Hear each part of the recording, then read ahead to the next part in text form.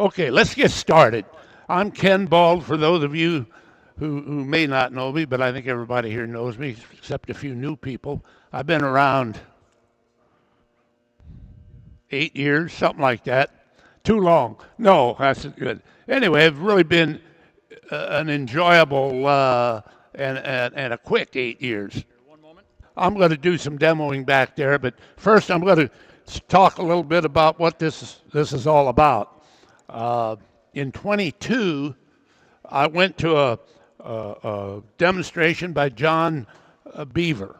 I think it was 22, could have been 21. But anyway, I went over to Mark Adams School and took a 5-day, week-long class on turning wave bowls. And I probably should have brought some of the simpler ones that we did. We started out making a single wave in a square block. You didn't need a fixture. And you could, if you take a block, well, let's just say you got a 5x5 piece of ash or something like that, 3 inches thick, you can draw your radius on there, go to the bandsaw, and be careful and follow the line, saw that off, and put your piece of veneer in it, and you'll come up with a single wave bowl. If you want to put two waves in, turn it 90 degrees and do it again. And then you'd have two waves in it. And so it is possible to make a wave bowl without the work of building a fixture. Uh, and I tell you up front, if you want a fixture, you go to John Beaver, just Google John Beaver Woodworking, and he sells you the plans. I am not allowed to, I have his permission to demonstrate, but I am not allowed to give out the plans for the fixture. You have to pay, I think it's $15. Is that what you had to pay, Steve? 15? $15 for the plans, and they're pretty much self-explanatory. And if you've bought the plans, I'll help you. But I can't do it without, you buying the plans for $15. All right. I brought these up here. If you want to pass them around, you can, or come up afterwards and look at them. Those are just some of the examples. I've made probably a dozen or more of these bowls. I've sold about half of them. And, I take what I would say a $40 or $50, like that walnut or ginkgo bowl, and put the waves in it, and I'll get 150 for them. And I'm not sure that it pays $10 an hour to do that, but I have fun doing it. So it's a really fun project to do. So let's get started. What I do is pre-turn a bowl. All right, you can see it. All right, so this is a little smaller than I normally do, but I had this laying there, and I thought, well, I'll make this into a little wave bowl. So what I'm going to do is first you make you a couple blocks of wood that'll fit in there like this, and we're going to glue that in there with hot glue. So if I can keep from burning myself, we'll glue them in there.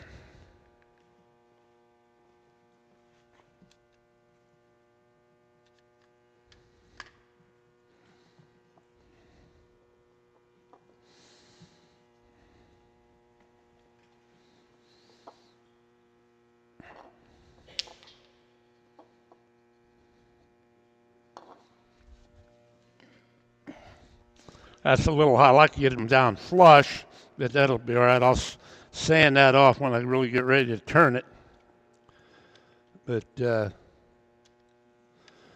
put these in here opposite one another.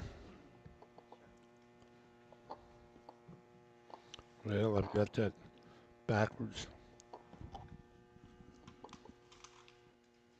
There you go. Okay, now we'll put lots more glue on the sides of it so it makes sure you got enough strength there that they don't get knocked off while we're sawing and whatnot.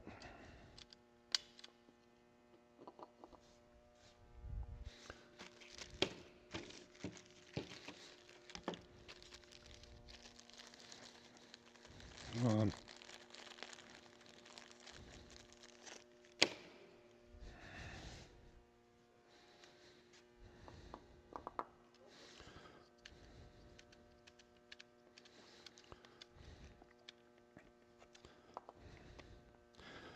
we want to have that glued on there hard and good enough so it won't come off while we're doing our sawing, but yet we want to remove that before we actually start turning. When I was at Mark Adams School, I learned the lesson the hard way, and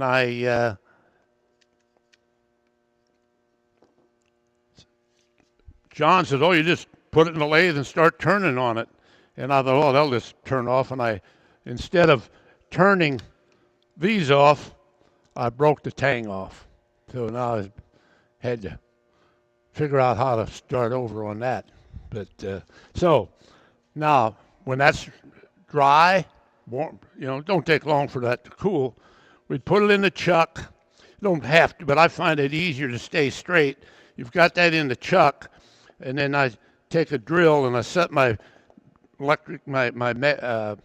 battery operated drill. I can kind of stay straight and drill a hole in it here and here. So that our next step then is that we'll end up, let me unplug this.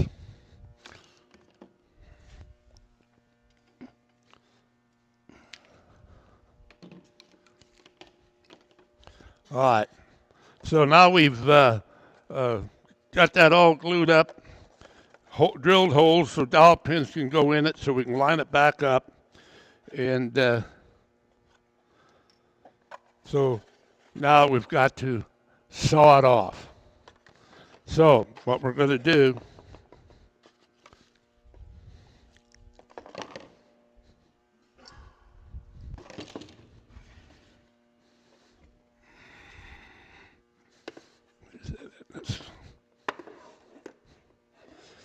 let's do it this way. There. All right. This is going to be a 7-inch bowl. So the radius that we're going to saw that on is 7 inches. That's how all of these radiuses are all determined by the diameter in which you're going to turn. So that's one of the first things you got to decide. And so you then, I have this, maybe I should hold that up. This board has got a series of holes in it every ½ inch, and you can adjust where this pivot point is.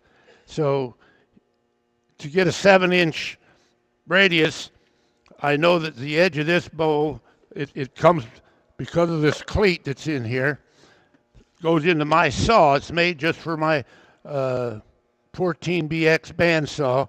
And this edge here, if that's flush with the back side of the table, the leading edge of the bandsaw blade is in the center of that line of bolts. So when you come in, you're cutting on a true arc. So now we have, this is set 7 inches back from where the blade would be. And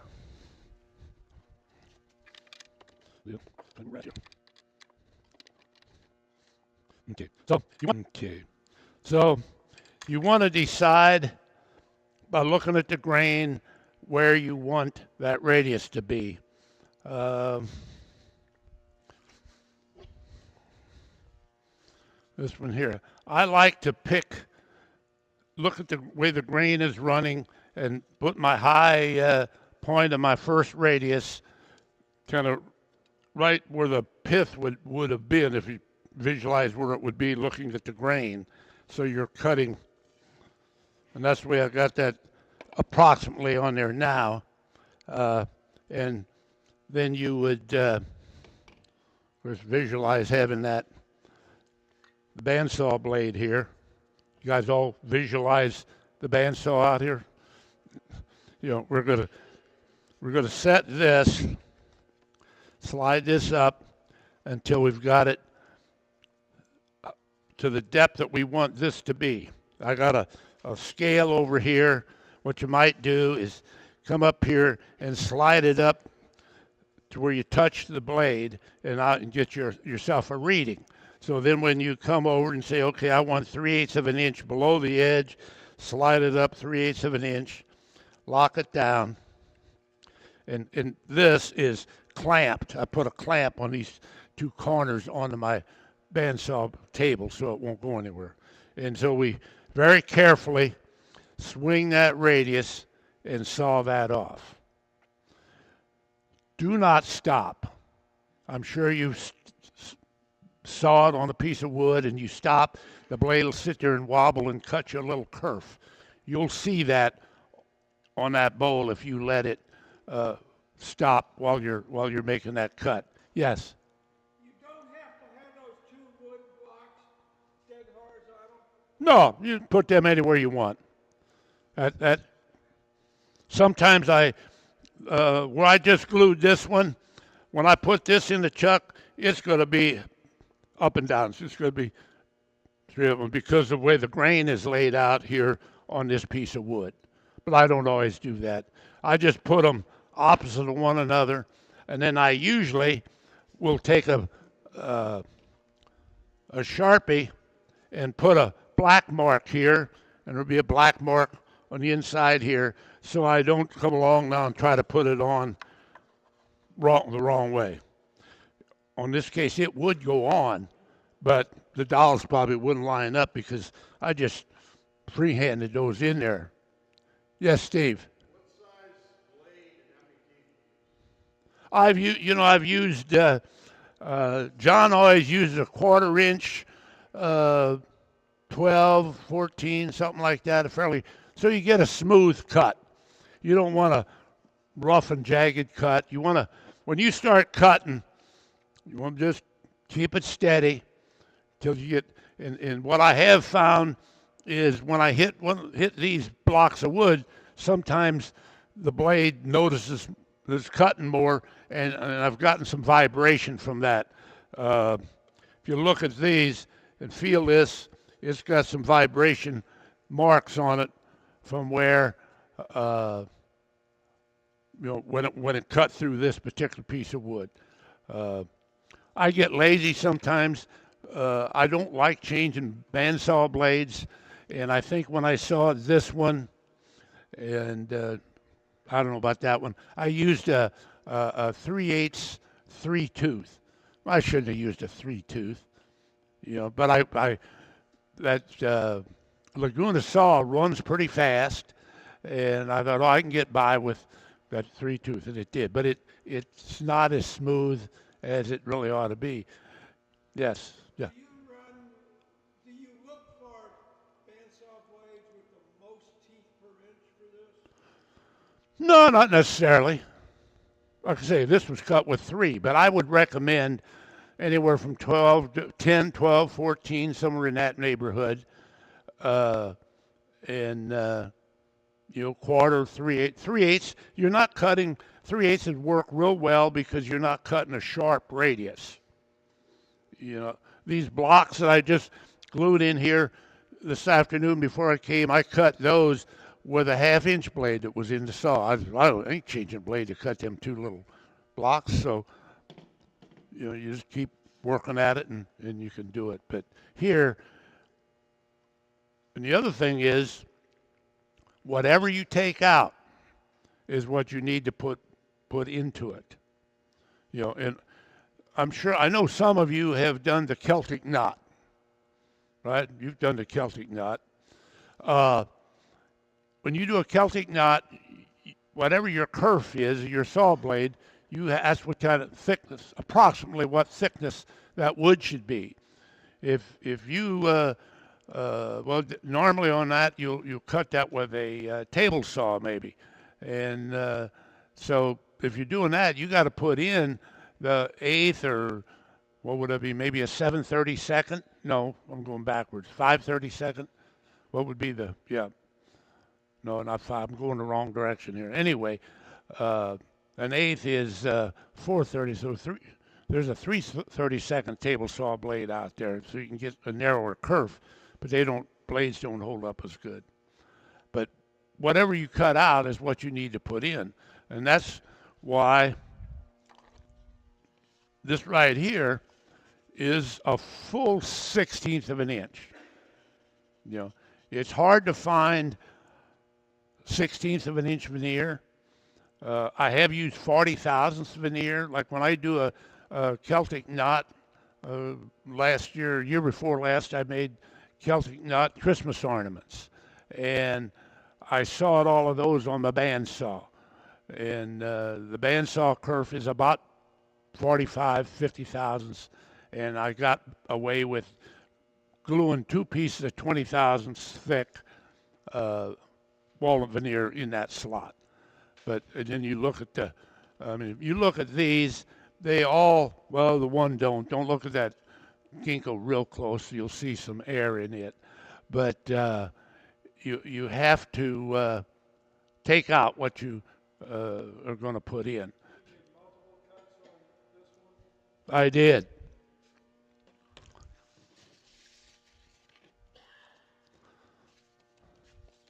It was not easy. Here's a piece. It's maybe 20,000 thick. That's what come out of there with 2 passes in that piece of veneer. I got the rest of the pieces there. But that's when I realized that big bowl is hanging out here. And this fixture just wasn't solid enough to handle that. And the other thing I've done is put a block of wood under here. Try to support that so it doesn't, because there's a lot of pressure on that with that saw blade wanting to tilt that.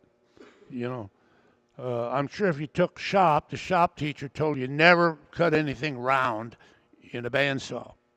It'll get away from you. You're going to tear up your fingers or no telling what. But so putting a support under here is good. But what I did, I've made a new board now that the board comes out here further so that I can keep a little pressure on this side and just got a little bit better control out of it. So I haven't tried. That's the only bowl I've made where I cut it off twice.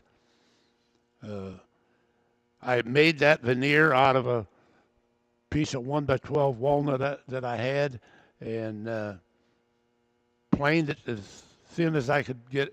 My planer would go, and then I run it through a drum sander, and it's 1/8 of an inch. So with the kerf being about 45 thousandths, so you do that twice, you're at 90 thousandths, and 35 thousandths is what I wanted to let be out there, but it's not perfect. But if, like I say, with a keen eye, you can see my errors on that bull. I shouldn't point that out, but as you asked earlier about mistakes, I'll tell my mistake there, is that I just didn't have enough control of this rocking as I sawed through it. My support wasn't good enough, and the directions to build this fixture from John Beaver says to leave this an inch away from your blade. That's a mistake. I just made one for Steve back here, and I made his 1/8 of an inch from the blade, something like that, and so that he's got room to have a support right up to where he's cutting when he cuts his bowl. And his wife has made her first wave bowl off a John Beaver fixture. They bought the design from John Beaver. Ken? Do what? Okay, now you can hear me. What did you do about the fact that one wasn't? I mean, you had a mistake that you did. What are some options for getting more stability on that? Well, that's what I'm telling you. I beefed up my plate, my bottom baseboard, and I got it right up to within about 1/8 of an inch of the blade, so that now I can keep support right up to the area where I'm cutting. I can sand a block to where it's just fits under there, and scoot it around with me, and hopefully not have my fingers next to the blade while I'm, safety, right, Tom? So I have had, this finger is numb because it's been cut multiple times by the bandsaw. I guess it sticks out further than the rest. And, I've sawed to the bone twice, but don't do that. That ain't fun. So, all right. Any other questions at this point? So, we're this veneer. Um, if you go to Pinckneyville, Illinois, on the third Saturday in August, you can get all of this veneer you want. I think they've been doing it for several years at the Thrasherman's annual steam and tractor pull and Thrasherman's deal. They have a veneer machine they run with a steam engine, and they put a log in there about 42 inches wide and 2 foot in diameter. And this is poplar, I think. No, not poplar. Sycamore. This is sycamore. And they're just peeling it off, in big sheets. So 2 years ago I was there and I thought, hey, that might work. And so I brought a handful home, and I used that all up. And so this past August, I took a friend with me, and I says, I don't have a side-by-side to go in there, and these grounds are, I guess, 40, 60 acres of demonstrations of stuff going on, tractor pulls and whatnot. I said, we're going to carry out as much of this veneer as we can. And so we literally carried out as much as we could. So I didn't want to rent a golf cart for $80. But anyway, they've had that there for several years, and I assume they'll continue to demonstrate making that veneer. So I think it works pretty good. So, okay. So that's ready to glue up. I'm sorry?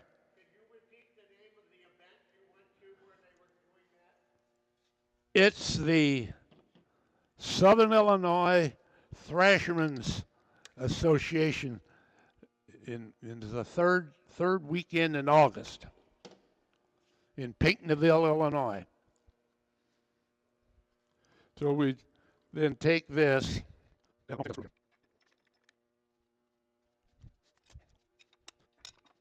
Smallest wrench I could find.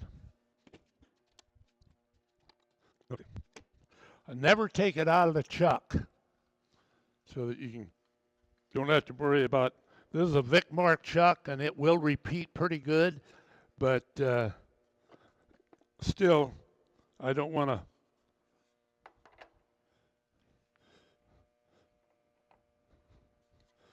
Take the chance of.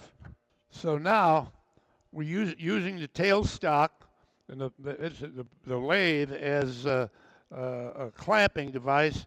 Smear glue on that. Stay away from your dowel holes because you really don't want to glue the dowels into there.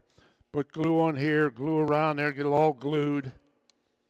I usually put too much glue on; it runs all over the place. But I don't want it to come apart. And since this was turned, and I rolled it up probably in 8-foot long sheets, it's got a natural curve to it. But it's real easy to bend in a microwave. That was 1/8 inch thick walnut board, or veneer by the time I got it to that thickness. I took a hand towel, soaked it in warm water, wrapped around that piece of veneer, put it in my microwave for about a minute and 20 seconds. And when I brought it out of there, I could just bend it right to the shape. So it was. No, I use Tight Bond 2. So we got it all glued up. We're ready now to glue it together. I'll get it. You're younger than me. You can crawl under there. All right, thank you. Don't hit your head. You're going to hurt the table. You all right, Don? All right. I have a board.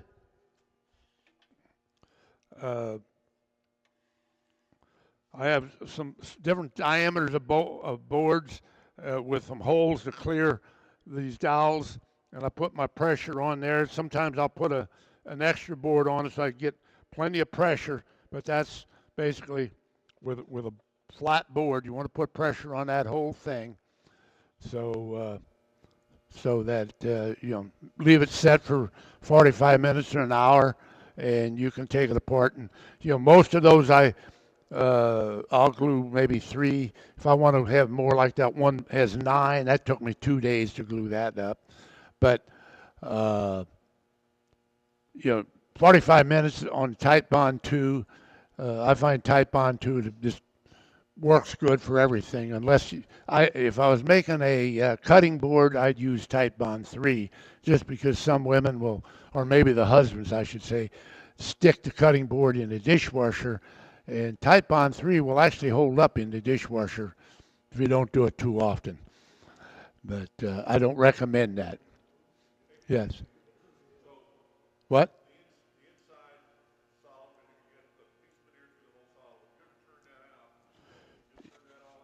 Yeah, what I do now, okay, this is going to be number 1 glue up. All right. So I got that all glued up. It's dry.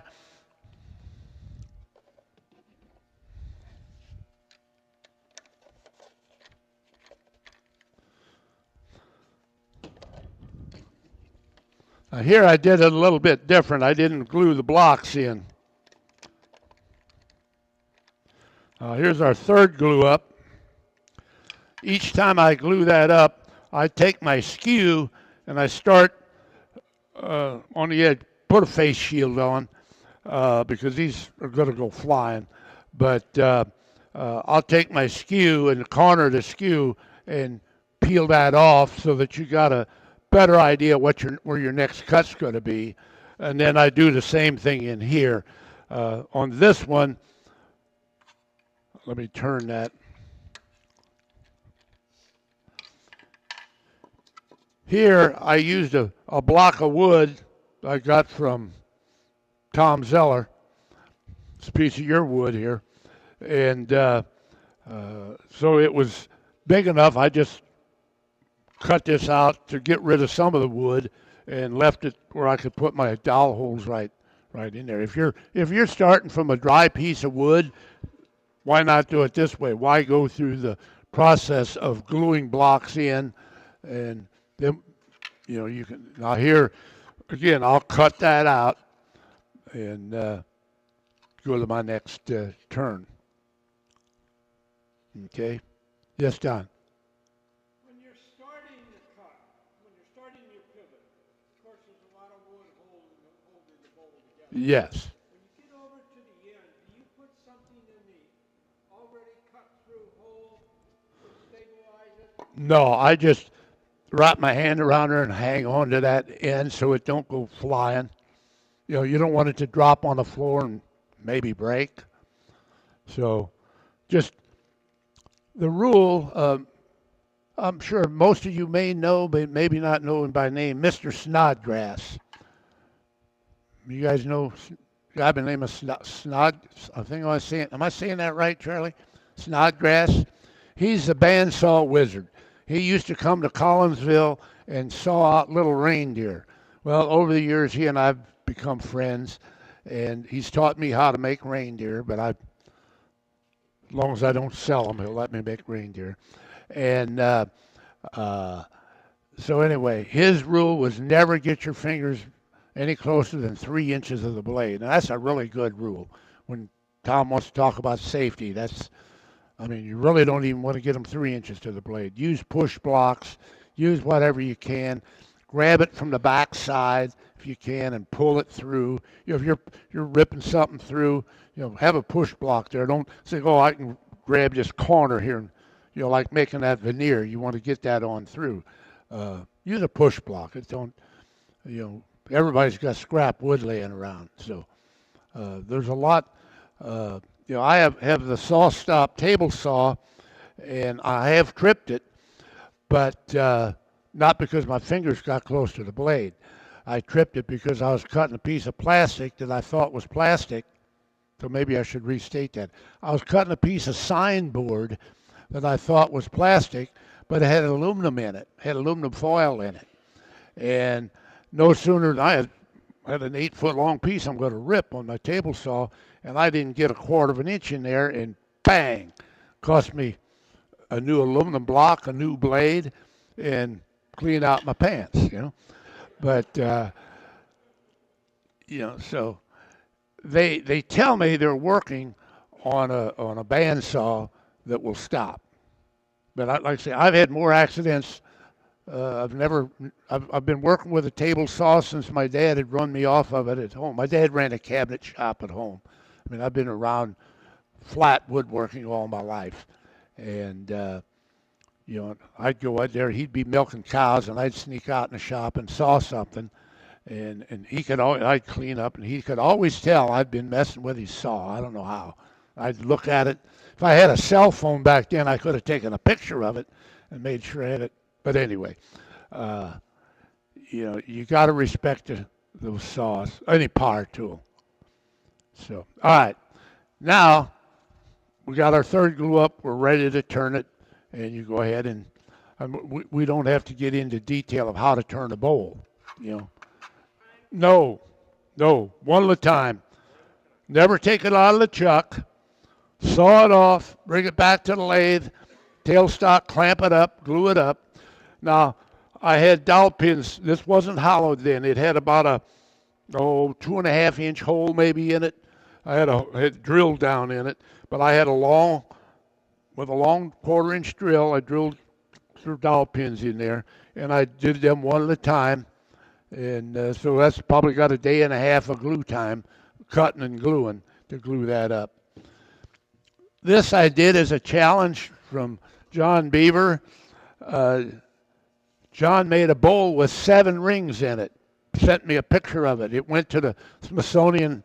I don't know, Smithsonian's got some kind of a wood art institute of some kind. Anyway, he's got a bowl in there about the size of that ginkgo bowl with 7 waves in it. So I made a vase with 7 waves, and that looked all right. And then I thought, actually, I guess I sent the 7 waves to John first. Then he sent me a picture of the 7 waves in his bowl. Then I made this with 9 waves. I can do more than 7. I did 9 waves. Thought I was doing all right. So about a month later, I get a text from him with a picture, and he made a vase with 17 waves in it. And I texted him back. I says, "You win, John." So, but they're fun. I just, I enjoy doing them. I just got to find an outlet for them, find people to buy them. But this one, this I made in my first class with him. This is all same piece of wood, cut off twice. Then we took this piece and went to a pedestal a sander, drum sander, not a drum sander, but a belt sander, and sanded that up. We made a pencil line on the top edge, kind of where we wanted that thickness to be, and we sanded that off by hand. And then had a lot of hand sanding in it, and got it reduced, and then painted it, and before I glued it back together, and then with a Q-tip, make sure you got all the glue off, and glued it back together. And then finished turning. We had material on the inside. We turned it and turned that step in and give it the optical illusion that it's got a step in it, but that's just turned in there and painted. Because of the essential tremors I've developed, I couldn't do that today. Because I'm just too shaky. But I thought it was a cool bowl. But the what?